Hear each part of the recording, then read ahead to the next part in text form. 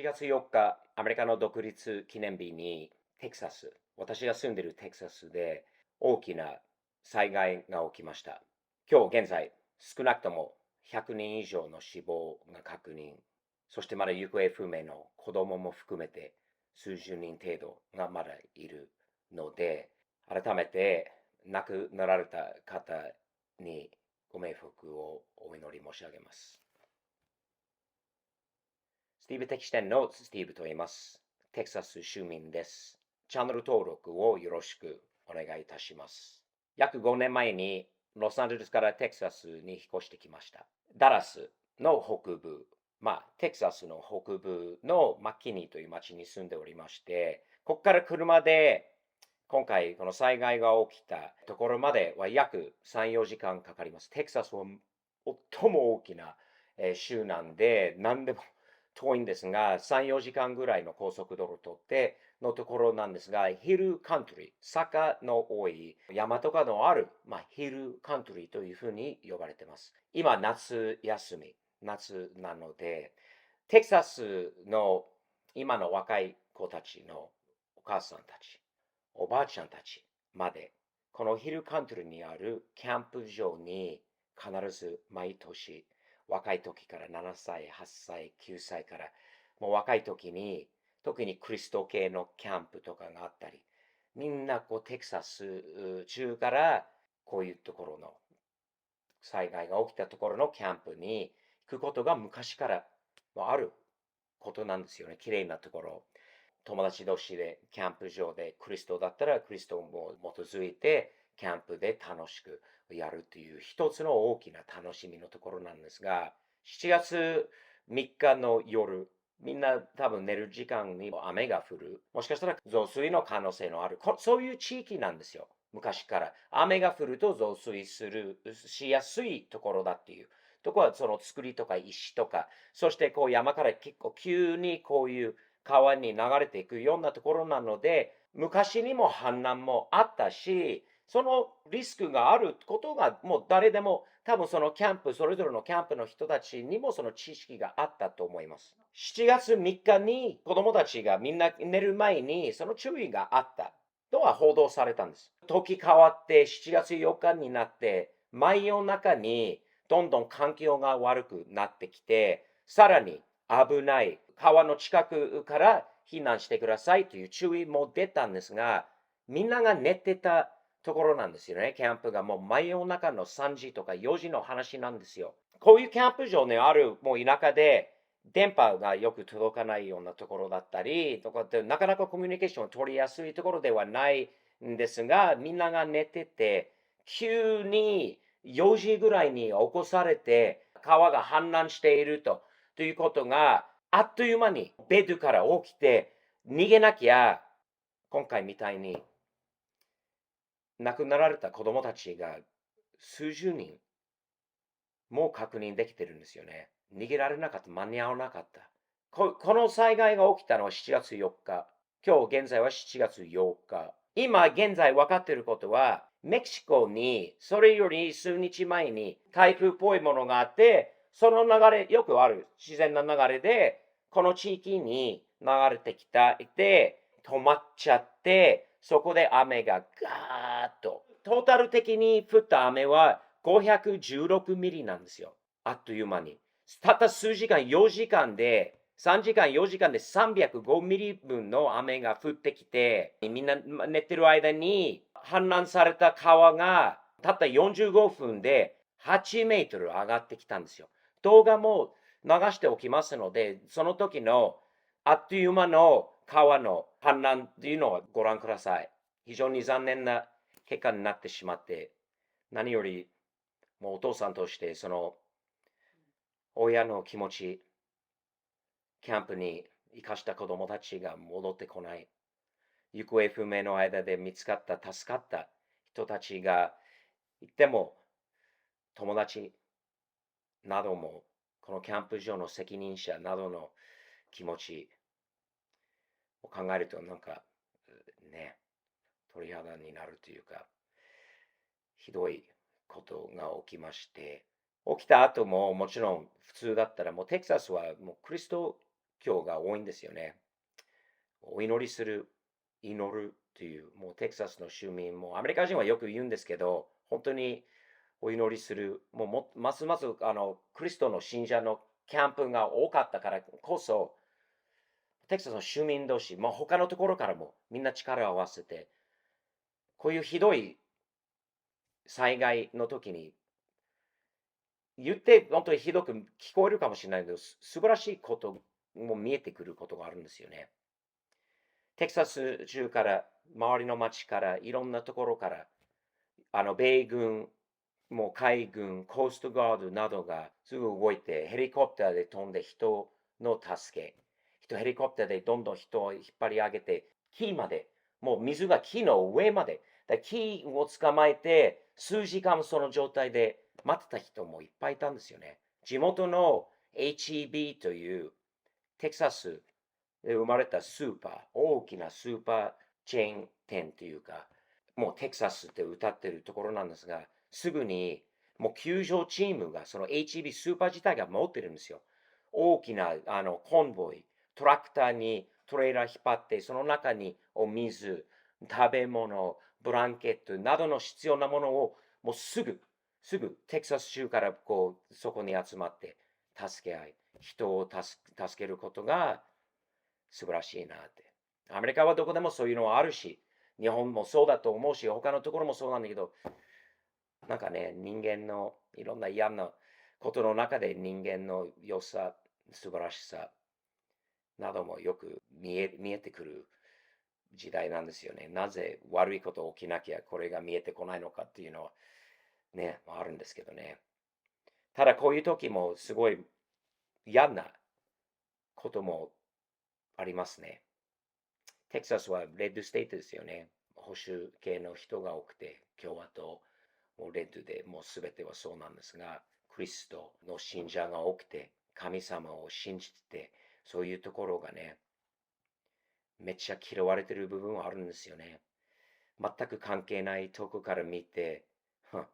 トランプに支持した結果はこうなんだって。実際にそういう話、みんなじゃないんですけど、民主党の全部とかそうじゃないんだけど、過激な、そういう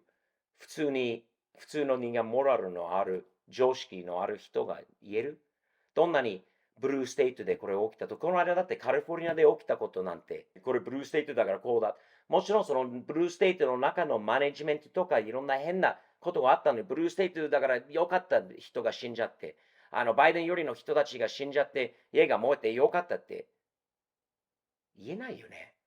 でも今回はそういうのはよく流れてることなんですよね。白人の子供が多く死んじゃった。白人だから大丈夫でしょうみたいな。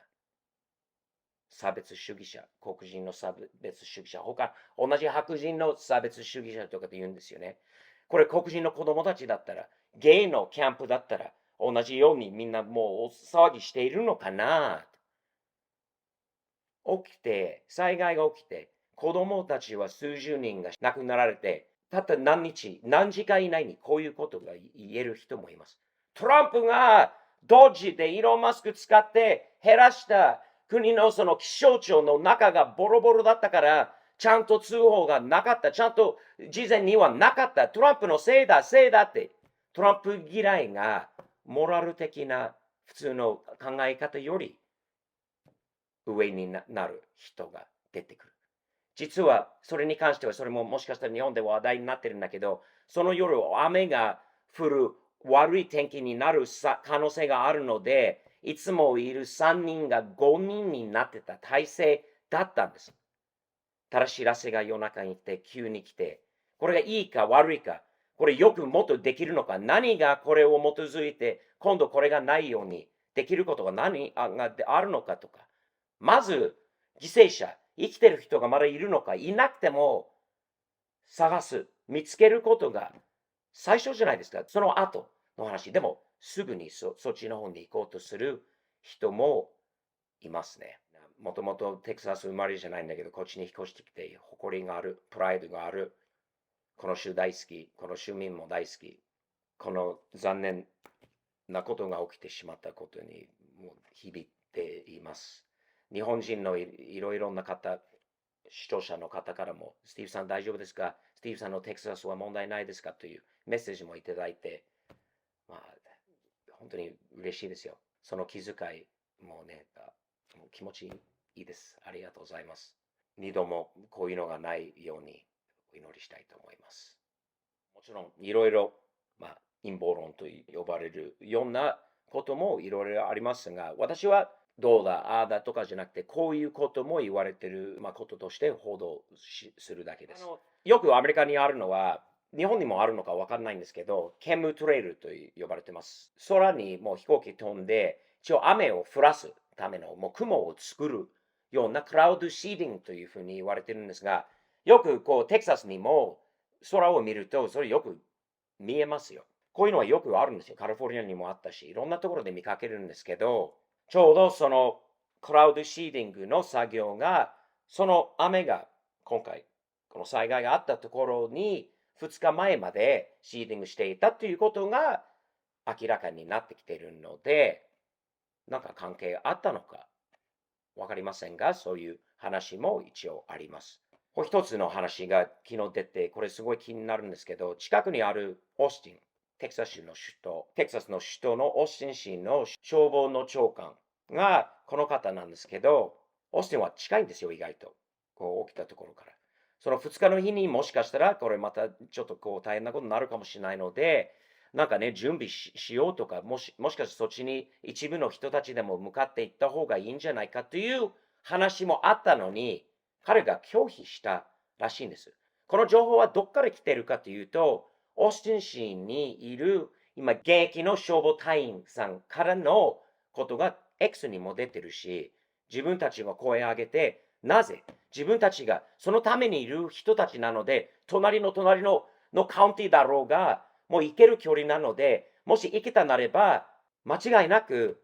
何人かの命がね、そういう話もあります。なぜそういうことをもう拒否したのか、行こうとしないのか、気になりますよね、少し。もう一つ、前のね、ノースカロライナで大きな、また洪水の災害もあった時にも、あの辺の地域って鉱物資源がいっぱいあるところで、災害が起きた後、みんな保険のない人たちの多いところだって、その土地はどうなるのか。そこでまたこういうのが起きた後、またそこで家を建てたいのか。それか少しお金もらえればどっかにすぐに違うところに行こうとするのかとか、何をそこで企業を入れようとしているのか。このヒルカントリーにも一応そういう話も出ているので、信じてると言ってないですよ。一応こういうのはちょこちょこ出てきているので、何日かをまたかけて、いろいろ見て、また事実をまたお伝えする機会があれば、またお伝えします。今月末日本に、行きます。7月24日に目黒で講演会やります。その講演会の内容はここに入れておきますので、下の説明欄にもリンクがあります。本、この間出たばかりなので、その、もう初講演会、初本、いろいろ初のことが多くて、その後、翌々日から26日と27日の週末に、愛知スカイエクスポで、それも初、夏音メッセが開催されます。それはね、初めてのイベントとしてもう行きたくて仕方ないので、アメリカからそのためにもう行くので、僕のイベントの次に愛知なので、どちらかでお会いしませんか。ぜひ、その楽しい車に興味のない方でも、楽しいこといろいろあるので、そしてツーショットとサムズアップも一緒にできることも、ありますので、よろしくお願いいたします。最後に、7月12日、今週の、土曜日なんですが、及川先生のザ・コアフォーラムに参加することが決まりましたので、私と及川先生とゆりさん、3人でディスカッション、いろいろテキサスとカリフォルニアについてそういうディスカッションをするので、そちらの方のリンクも下に入れておきますので、チェックしてみてください。こういう災害を見て感じることはやっぱり人間の力ってわずかしかないですよね。この地球の力、神様の力にも負けますね。二度もでもこういうのがないように、祈りしたいと思います。皆さん、チャンネル登録をよろしくお願いします。日々、前進、前向きに、辛い時でも暗い時でも、なるべく笑顔とサムズアップ